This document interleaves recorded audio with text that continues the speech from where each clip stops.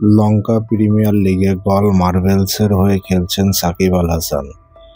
সাকিব যখন আজ বোলিং করছিল তখন গ্যালারিতে দেখা যাচ্ছিল তার ভক্ত সমর্থক তরুণীদের বাঁধভাঙা উচ্ছ্বাস।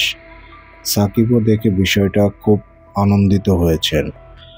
আজ ৩৯ রানে ৩ উইকেট হারিয়ে চাপের মুখে পড়েছিল সাকিব আল হাসানের দল গল মার্বেলস।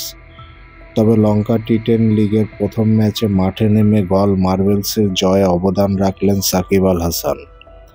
আন্দ্রে ফ্লেচারকে নিয়ে দারুণ একটি জুটি গড়ে জয় নিশ্চিত করে মাঠ ছেড়েছেন আজ।